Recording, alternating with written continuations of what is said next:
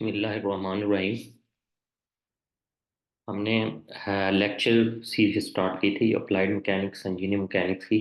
आज जो lecture number 2 है वो हम करने जा रहे हैं। लेक्चर नंबर 2 का जो टाइटल है force systems. In this lecture we will discuss about the characteristics of forces, types of forces in civil structures, composition and resolution of forces, resultant of coplanar concurrent forces. At the end, we will sum all some numerical examples related to these topics. To begin with uh, these contents, first what is force. Basically जो force होता है, force दो types में हो सकती है। या तो हम पुश की फॉर्म में लगा सकते हैं या पुल की फॉर्म में लगा सकते हैं। तो जब हम फोर्स जो होती है पुश या पुल की फॉर्म में लगाते हैं तो ये क्या क्या फंक्शंस जो है वो करती है। ये चेंज कर सकती है शेप को, मोशन को चेंज कर सकती है, और इक्विलिब्रियम किसी भी बॉडी का मेंटेन कर सकती है। तो फोर्स किसी भी फॉर्म में लगाते हैं, चाहे पुश की फॉर्म में है या पुल की फॉर्म में है, it can change the shape, it can change the motion, and it can also maintain the equilibrium of a body. Already we have studied force is a vector quantity and it is represented as a vector quantity. SI unit की बात करते हैं इसकी तो Newton है, जिसको N से हम डिनोट करते हैं।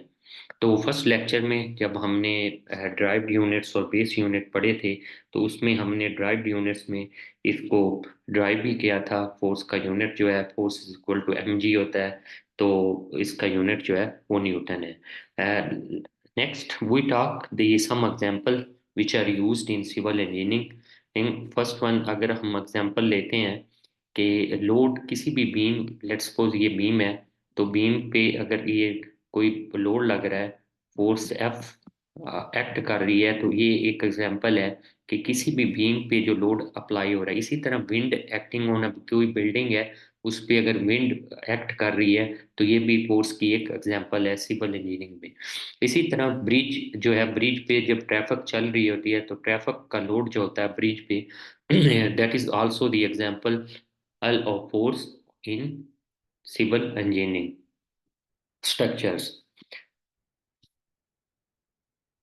तो नेक्स्ट है करेक्टरिस्टिक्स ऑफ अ फोर्स। तो किसी भी फोर्स को हम कंप्लीटली डिफाइन करने के लिए फोर करेक्टरिस्टिक्स जो हैं वो ज़रूरी हैं। Force is completely defined by four characteristics. First one is magnitude, कि फोर्स जो मैग्नीट्यूड है यानी साइज ऑफ फोर्स वो नाउन होने चाहिए कि उसकी क्वांटिटी कितनी है, मैग्नीट्यूड कितना है। Unit it may be in the form of the newton और kilonewton. Second characteristics direction, कि उसकी ओरिएंटेशन ऑफ फोर्स यानी एंगल पता होना चाहिए कि कितने एंगल पे 15 डिग्री है, 30 डिग्री है, 45 डिग्री पे अप्लाई हो रही है, ये पता होना चाहिए। Third characteristic of force line of action, के path along which force acts है। पाथ उसका पता होना चाहिए कि हॉरिजॉन्टल डायरेक्शन में जा रही है, वर्टिकल में जा रही है, डायगोनल जा रही है। तो ये that is also the very important characteristic of force, के path along which force acts है। Fourth characteristics that is very important, exact location where force acts, point of application का पता होना चाहिए। तो ये फोर जो characteristics हैं, magnitude, direction as well as line of action and point of application, जब ये फोर characteristics एक complete होते हैं तो completely we can define the force by using these four characteristics. Types of forces, and now we talk about the types of forces in civil structures. If we talk about based on nature, the tensile forces, it is also called the pulling force. जैसे cables in suspension bridges, तो example है tensile force. Tensile force की कोई भी body है तो उसको जो है वो, ये अगर कोई भी पार्टिकल पड़ा है तो इसको ये पुल कर रही है यानी खींच रही है। तो ये क्या है, टेंसाइल फोर्स है। It is also called the pulling force. तो केबल्स जब प्रोवाइड करते हैं किसी भी सस्पेंशन ब्रिज में, तो केबल्स जो होती हैं वो टेंसाइल फोर्सेस जो हैं वो प्रोवाइड करती हैं। Similarly compressive force, Compressive force, it is also called the pushing force. Columns in buildings, let's suppose ये एक कॉलम है, तो कॉलम ऊपर से बीम जो है वो पुश कर रहा है नीचे से इसको फाउंडेशन, तो ये क्या है, यानी कंप्रेस हो रहा है, तो कंप्रेसिव फोर्सेस इन कॉलम।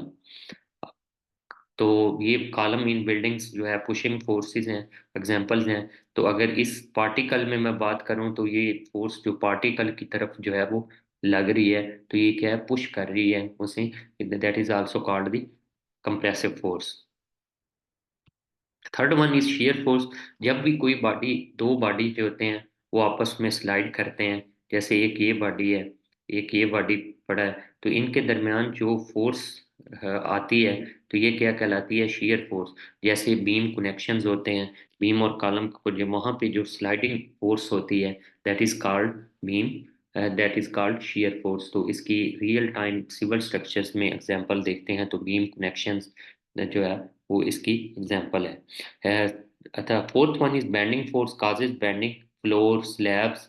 तो जब लोड अप्लाई होता है, जैसे बीम है, तो बीम पे या स्लैब पे ऊपर वर्टिकली फोर्स अप्लाई होती है, तो ये कुछ इस तरह जो होता है वो बेंड होते हो जाती है। तो ये क्या कहलाती है, आपकी बेंडिंग फोर्स या काजेज बेंडिंग। तो ये फोर्स टाइप्स ऑफ फोर्सेस हैं जो सिविल स्ट्रक्चर में अप्लाई होती हैं बेस्ड ऑन नेचर। सेकंड जो है वो types of forces based on source की बात करते हैं, तो उसमें हमारा डेड लोड आ जाता है।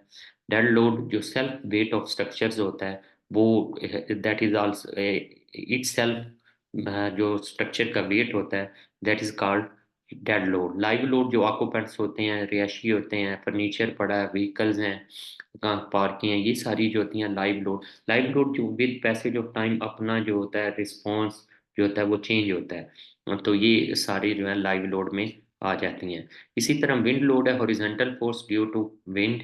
तो विंड का जो लोड है, जैसे एयर चलती है, विंड चलती हैं, तो ये स्ट्रक्चर पे लोड जो अप्लाई कर रही होती हैं, that is called wind load. Earthquake load dynamic lateral force या सीस्मिक फोर्सेस होती हैं, तो अर्थक्वेक का जो लोड होता है। इसी तरह हाइड्रोस्टैटिक फोर्स, जो वाटर प्रेशर डैम्स में बात करें तो जब वाटर आता है प्रेशर के साथ, तो वो लोड अप्लाई करता है, तो that is called hydrostatic force. Similarly now we talk about the snow load. तो सम एरियाज जो पाकिस्तान में भी बात करते हैं, तो सम एरियाज जो हैं वो, उनमें स्नो होती है, जैसे मरी हिली एरियाज हैं, तो उनमें स्नो लोड भी जो होता है वो कंसीडर किया जाता है।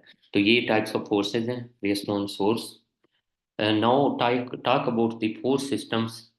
Force system is divided into three types: coplanar, collinear, and concurrent. Let's talk about the coplanar.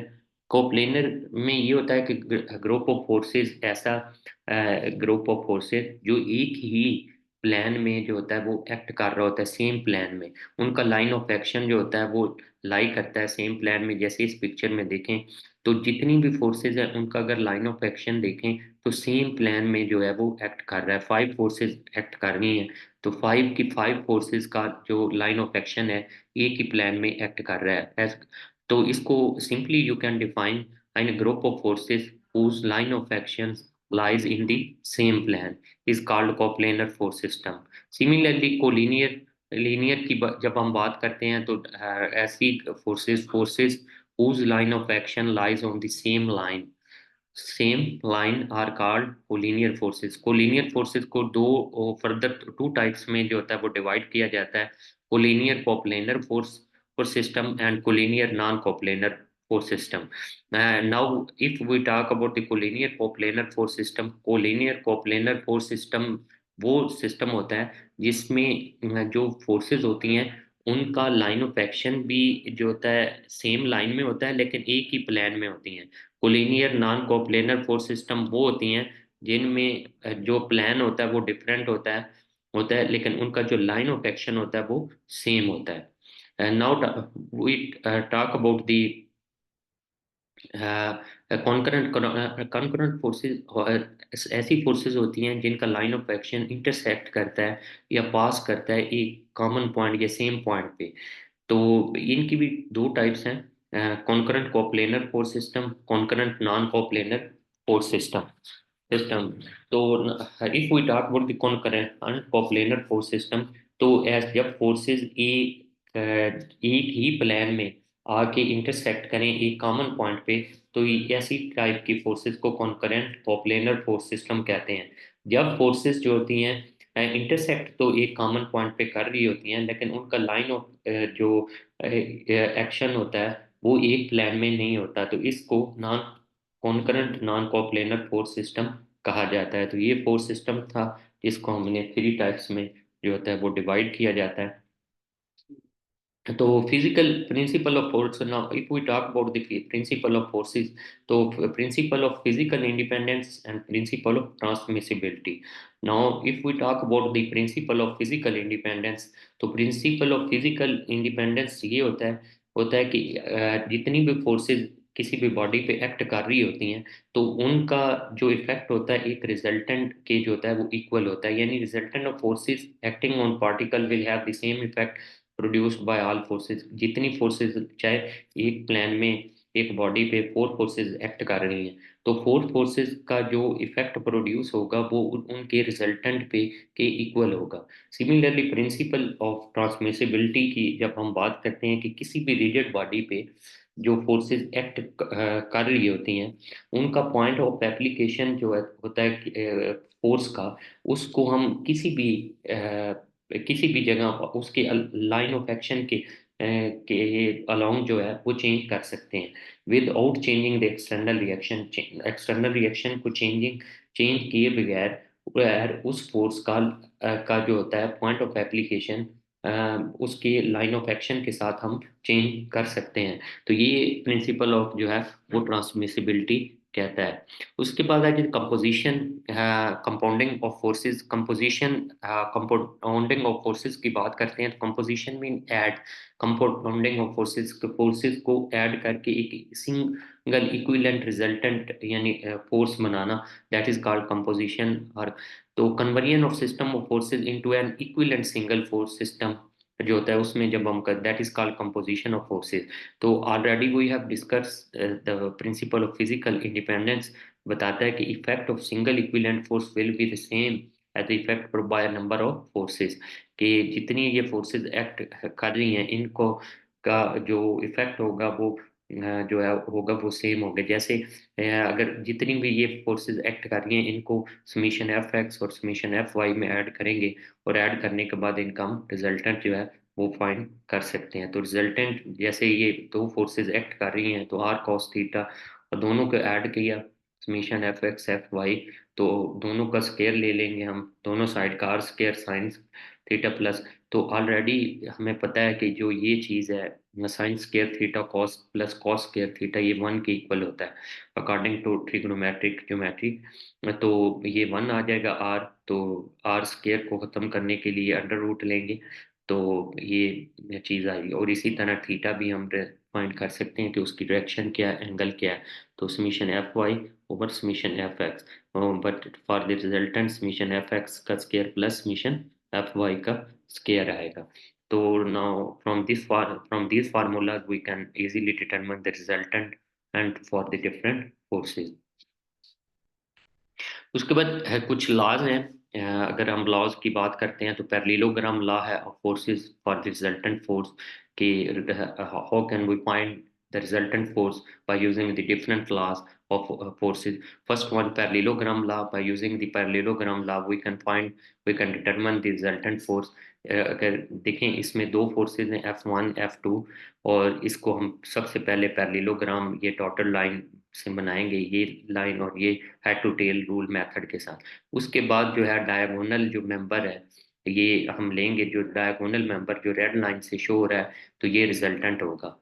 तो अब है इसको डिफाइन करना चाहें तो कोई भी दो forces acting at a point जो है एंड और ये जो फोर्सेस हैं represented की जाए मैग्नीट्यूड और direction by two sides of parallelogram, then resultant will be represented by the diagonal of the parallelogram both in magnitude. तो रिजल्टेंट क्या होगा कि ये जो डायगोनल मेंबर लेंगे पैरेललोग्राम बना के, तो ये रिजल्टेंट। तो अगर पैरेललोग्राम लॉ यूज करते हैं तो उसके लिए जो रिजल्टेंट फाइंड करना है, उसके लिए ये फार्मूला यूज हो गया, F1 का स्क्वायर प्लस F2 का plus plus 2F1 plus F2 cos theta. जब एक पॉइंट पे दो फोर्सेस एक्ट कर रही होती हैं और डायगोनल हम पैरेललोग्राम लॉ यूज करते हैं, तो इसके लिए अगर टेन अल्फा है तो विद रिस्पेक्ट टू हम जो है वो फाइंड करना चाह रहे हैं कि F1 से ये कितने यानी कि एंगल पे जो रिजल्टेंट है वो एक्ट कर रहा है। तो उसके लिए हम क्या करेंगे, जिसके साथ हम फाइंड कर रहे हैं उससे opposite F2 sine theta over F1 plus F2 cos theta आ जाएगा। तो इस तरह F1 F2 की वैल्यू फाइंड है, ये थीटा की वैल्यू फाइंड है, तो easily we can determine this alpha. Alpha के ये जो रिजल्टेंट है ये F1 से कितनी यानी कि एंगल पे जो है वो एक्ट कर रहा है। सिमिलरली ट्राइंगल एंगल ला है कि टू फोर्सेस एक्ट कर रही हैं और रिप्रेजेंटेड ये फोर्सेस हैं, तो थर्ड जो होगी साइड जो इनको क्लोज करेगी वो क्या होगा, रिजल्टेंट होगा। तो इसमें यहाँ पे ये दे देखें, ये फोर्स वन है, ये फोर्स टू है, तो ये थर्ड साइड जिसने क्लोज किया by using the head to tail rule method, तो ये जो रिजल्टेंट है आर है, ये जो है क्या है, रिजल्टेंट है बाय यूजिंग ट्राइंगल। तो इसको फाइंड करने के लिए आप पाइथागोरस थ्योरम भी लगा सकते हैं, are is equal to F1 का स्क्वायर प्लस F2 का स्क्वायर अंडर रूट। तो easily we can determine the resultant by using the triangle law of forces. Last one, polygon law. Polygon law है, number of coplanar forces concurrent के एक ही plane में forces act कर रही हैं और कॉन्करेंट भी हैं किसी भी बॉडी पे, तो है इस तरह हम पॉलीगॉन बनाएंगे। और जो लास्ट जो मेंबर होगा जो पॉलीगॉन को क्लोज करेगा that will be the resultant. तो हम इससे पॉलीगॉन बनाते हैं, फोर फोर्सेस एक्ट कर रही हैं। तो यहाँ पे देखें तो F1 F2 F3 F4। तो अब यहाँ पे ये जो जिसने क्लोज किया यानी ओरिजिन से स्टार्ट किया, तो ये क्या है, हमारा रिजल्टेंट है।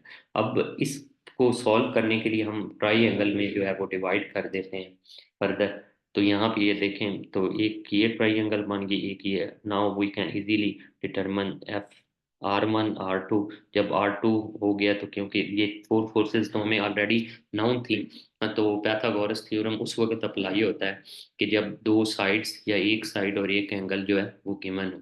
तो यहाँ पे R1 R2 जब हमने फाइंड कर लिया, तो हमारे पास जो है R we can easily determine by using the polygon law of forces. तो रेजोल्यूशन ऑफ फोर्सेस की अगर जब हम बात करते हैं, तो रेजोल्यूशन ऑफ फोर्स मीन्स कि जब फोर्स को हम उसके कंपोनेंट्स में रिजॉल्व करते हैं, means splitting a single force into two और more components, that is called resolution of forces. तो कॉमनली जो रिजॉल्व करते हैं into components, horizontal component Fx, vertical component Fy।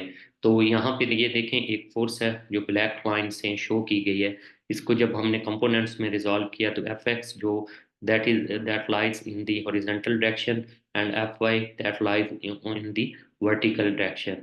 तो yes, in this way we can resolve this force into two components। तो if now we have to determine the Fx and Fy, तो हम अगर Pythagoras theorem लगाना चाहते हैं, तो अगर मैं यहाँ पे ये थीटा जो है वो एक्ट कर रहा है, तो कैसे करेंगे, अगर मैं देखें सबसे पहले Fx फाइंड करना चाहते हैं, तो अगर मैं कहता हूँ cos theta, cos cos theta, तो कॉस थीटा मीन क्या है, cos theta mean base over hypotenuse. तो बेस क्या है, Fx है, और जो हमारी हाइपोटेन्यूज है वो क्या है हमारे पास, एफ है। तो अब देखिए हमने तो एफ एक्स फाइंड करना है, कंपोनेंट्स है, तो एफ जो है वो इधर चला जाएगा, तो मल्टीप्लाई हो जाएगा। तो ये देखिए F X is equal to F, F किसके इक्वल आ जाएगी, कॉस थीटा। सिमिलरली जो है साइन थीटा लेंगे तो ये साइड डिवाइडेड बाय ये साइड हो जाएगी, यानी F F Y divided by F. तो एफ इधर आके साइन थीटा के साथ मल्टीप्लाई होगा, तो ये चीज जो है वो साइन थीटा वाली मान जाएगी। तो दोनों components, F X is equal to F cos theta होता है, F Y is equal to F sine theta होता है। तो इस तरह मैंने एक्सप्लेनेशन भी कर दी फ्रॉम दिस पिक्चर कि कैसे जो है ये इक्वेशंस आई हैं। Now we solve numerical example. Numerical example क्या है कि यहाँ पे ये देखें, फोर्स है of 100 Newton acts at an angle of 30 degree to find its component. कि एक फोर्स है, ये फोर्स एक्ट कर रही है, जिसका जो है वो मैग्नीट्यूड है वो क्या है, 100 न्यूटन। ठीक है। और जो एंगल बना रही है वो कितना है, इसको अब कंपोनेंट्स में हम रिजॉल्व करेंगे तो एक्स कंपोनेंट, और ये क्या है हमारे पास वाई कंपोनेंट। और जो एंगल ये बना रही है आपस में ये कितना है, 30 डिग्री है, 30 डिग्री। तो एफ एक्स और एफ वाई फाइंड करना है, तो ऑलरेडी प्रीवियस स्लाइड, तो एफ एक्स के लिए एफ कॉस थीटा, और एफ वाई के लिए क्या है जी, एफ साइन थीटा है। तो जब एफ की भी वैल्यू है और थीटा की भी गिवन है, तो we will put only value F X is equal to F cos theta. F की वैल्यू 100 है, गिवन है, थीटा की 30 है, तो वी विल मल्टीप्लाई कॉस 30 की वैल्यू को जो है 100, तो 86.6 न्यूटन आ जाती है। सिमिलरली एफ वाई जो है एफ साइन थीटा है, तो एफ की वैल्यू गिवन है हमारे पास, और थीटा की भी गिवन है, तो ये 50 न्यूटन आ जाएगी। तो इस तरह वी कैन सॉल्व, अगर फोर्स की वैल्यू गिवन और एंगल गिवन है तो हम कंपोनेंट्स इजीली डिटरमिन कर सकते हैं। Same resultant of coplanar concurrent forces की जब हम बात करते हैं, तो इसमें फोर्सेस जो होती हैं लाई इन द सेम प्लान, क्योंकि कोप्लेनर कॉन्करेंट फोर्सेस हैं कि प्लान भी सेम होगा, और एक ही प्लान में जो ऑल फोर्सेस हैं वो कॉन्करेंट हैं, यानी वो एक कॉमन पॉइंट पे इंटरसेक्ट करेंगी। तो इसमें forces lie in the same plane, line of action meet at one point. जो forces lie in the same plane mean coplanar को सेटिस्फाई कर रहा है, line of action meet at one point mean concurrent को जो है वो satisfy कर रहा है। इसी तरह resultant found using vector addition से हम रिजल्टेंट जो है वो इजीली फाइंड कर सकते हैं बाय यूजिंग पॉलीगॉन लॉ। और मेथड्स जो है ग्राफिकल मेथड है, एनालिटिकल मेथड्स, कंपोनेंट्स जो है वो उसको कर रहे हैं। अब स्टेप्स कौन से एनालिटिकल मेथड के लिए यूज होते हैं, first step is resolve all forces into X and Y components, जैसे हमने प्रीवियस एग्जांपल भी किया है उस तरह। सेकंड है हमने ऐड करना है, add all horizontal forces components, mission F X is equal, जितनी भी फोर्सेस एक्स डायरेक्शन में अप्लाई हो रही हैं उनको सम अप करना है। थर्ड है ऐड ऑल वर्टिकल कंपोनेंट्स, जितनी भी फोर्सेस वाई डायरेक्शन में अप्लाई हो रही हैं तो हमने वो ऐड अप करनी है। सिमिलरली रिजल्टेंट जब हमने फाइंड करना है, जब हमने summation F X summation F F यानी जितनी भी फोर्सेस एक्स डायरेक्शन में थी वो ऐड कर ली, जितनी भी फोर्सेस वाई डायरेक्शन में थी वो ऐड कर ली, तो अब हम फार्मूला लगाएंगे ये वाला, समीशन एफ एक्स का square plus summation F Y का, जो ये वैल्यूज आई हैं इनका स्क्वायर अंडर रूट ले लेंगे। और एंगल जब हमने फाइंड करना है तो सिमिलरली टेन थीटा जो होता है वो summation F Y perpendicular over base होता है, तो summation F Y over summation F X, और थी टेन इधर जाके टेन इनवर्स हो जाता है। तो इस तरह ये 5 steps we have to follow to solve all for resultant, कि रिजल्टेंट जो है और उसकी ओरिएंटेशन हम फाइंड कर सकते हैं। तो again I am going to repeat this all 5 points: resolve all forces into x and y components, add all horizontal components, we have to sum or add all forces that are acting in the x direction, all forces that are acting in the y direction, resultant में under root, और जो values ये आई हैं उनका square लेंगे, और direction में हम theta is equal to tan inverse perpendicular F Y, जो वैल्यू ये आई है, और एफ एक्स जो यहाँ से आई है वैल्यू ये फाइंड करेंगे। बस न्यूमेरिकल एग्जांपल है, यहाँ पे 3 फोर्सेस एक्ट कर रही हैं। तो फर्स्ट फोर्स है F1। F1 0 डिग्री पे, 0 डिग्री में इधर एक्ट कर रही है F1, जिसकी जो वैल्यू है वो क्या है, 50 न्यूटन है। ठीक है, 50 एन। और दूसरी फोर्स है जी 90 डिग्री पे जो है वो एक्ट कर रही है यहाँ पे, यानी कि 90 डिग्री, ये 40 न्यूटन है। और तीसरी फोर्स है 180 पे एक्ट कर रही है, 180 मीन इधर एक्ट कर रही है, तो ये क्या है, इसकी वैल्यू है 30। तो ये स्ट्रक्चर बन जाता है। अब इसमें 3 फोर्सेस एक्ट कर रही हैं, हमें जो है वो फाइंड करना है समीशन एफ एक्स और समीशन एफ वाई। तो फॉर समीशन एफ एक्स, तो समीशन एफ एक्स के लिए एक साइड हम पॉजिटिव लेंगे एक नेगेटिव। लेट्स सपोज मैंने ये राइट साइड पॉजिटिव ले ली और जो लेफ्ट साइड है वो क्या है, नेगेटिव। तो राइट साइड में ओनली वन फोर्स एक्ट कर रही है 50 न्यूटन, और लेफ्ट साइड पे 30, तो 50 - 30 20 न्यूटन। और समीशन एफ वाई में अपवर्ड पॉजिटिव, डाउनवर्ड जो है वो नेगेटिव हम ले लेते हैं। तो ये अपवर्ड पॉजिटिव है तो अंडरस्टूड है कि डाउनवर्ड नेगेटिव। तो वाई डायरेक्शन में ओनली वन फोर्स एक्ट कर रही है, ये वाली 40 न्यूटन। तो 40 न्यूटन ही हम लिखेंगे। तो ये summation F X summation F Y easily find हो गया। नेक्स्ट है हमारे पास कि एफ आर कैसे फाइंड करना है। तो जब हमारे पास रिजल्टेंट फाइंड कर रहे हैं कॉन्करेंट फोर्सेस का, कि ये देखें तीनों फोर्सेस एक ही कॉमन पॉइंट पे इंटरसेक्ट कर रही हैं, तो अब इनका रिजल्टेंट हमने फाइंड करना है। तो समीशन एफ एक्स का square plus summation F Y का स्केयर। तो summation F X already we have calculated, similarly we have calculated F Y, mission F Y. तो इनका स्केयर लेंगे 20 का स्केयर प्लस 40 का स्केयर। तो यहाँ पे ये देखें तो हमारे पास जो है वो 400 आ गया 20 का स्केयर लेने से, और 40 का स्केयर लेने से 1600 आ गया।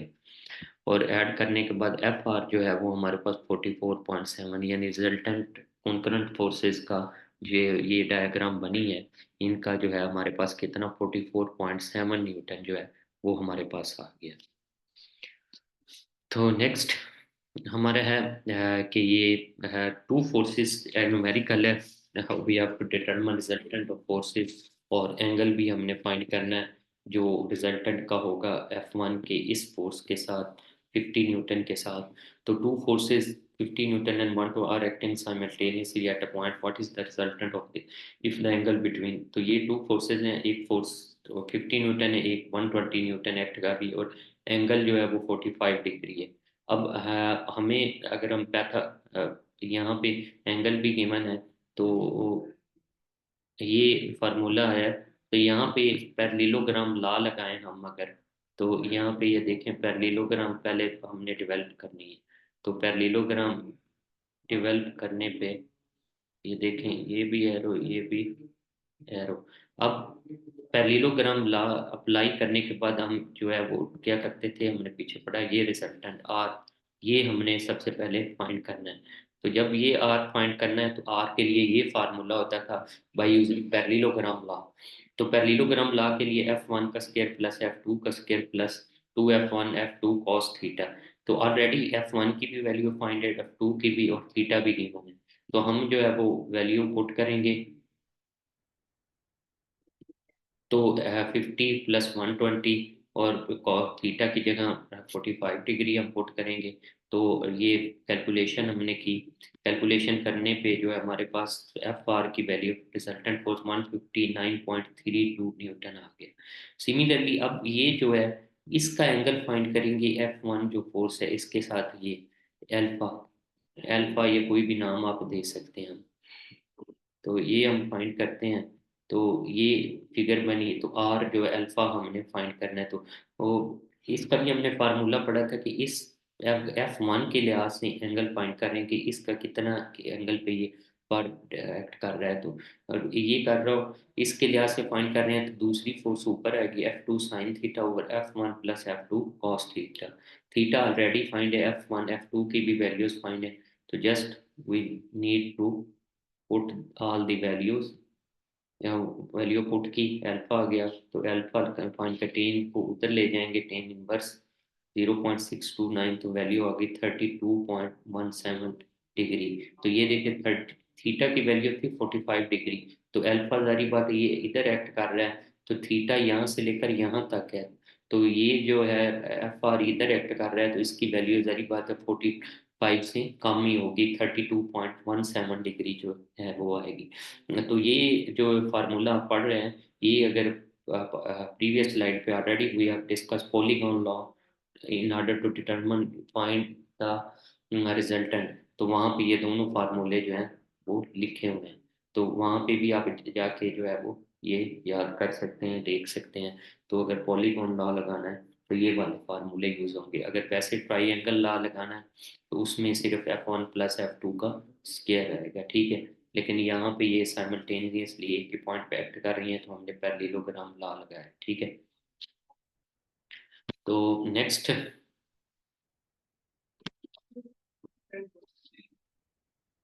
नेक्स्ट, इंजीनियरिंग एप्लीकेशंस क्या हैं फोर्सेस के, इनके लोड्स एनालिसिस में है, बीम्स एंड फ्रेम्स में यूज़ होती हैं, डिज़ाइन ऑफ कॉलम्स में यूज़ होती हैं। इसी तरह जो है वो स्टेबिलिटी एनालिसिस ऑफ स्ट्रक्चर्स में इसकी इंपॉर्टेंस है नहीं। और सिमिलरली जो है अर्थक्वेक एंड विंड फोर्स जो है वो कैलकुलेशंस उसमें भी यूज़ होती हैं। तो ये आज का लेक्चर था। तो thank you very much for your attention. तो इस लेक्चर से रिलेटेड कोई भी क्वेश्चन हो तो आप कमेंट सेक्शन में जाके कमेंट कर सकते हैं। और इस चैनल को लाइक और सब्सक्राइब कीजिएगा। और कोई भी आपकी सजेशन हो in order to improve this lecture, तो ज़रूर आप कमेंट सेक्शन में जाके करना, और इसको लाइक शेयर और सब्सक्राइब ज़रूर करना। आगे और इंशाल्लाह हम आगे नेक्स्ट थर्ड लेक्चर में आपसे जो है वो मुलाकात होगी। तो उसमें जो है वो आपसे मुलाकात होगी। इस चैनल को लाइक सब्सक्राइब और शेयर जो है वो ज़रूर करना इस वीडियो को, ताकि नई आने वाली वीडियोस भी आपको मिलती रहेंगी।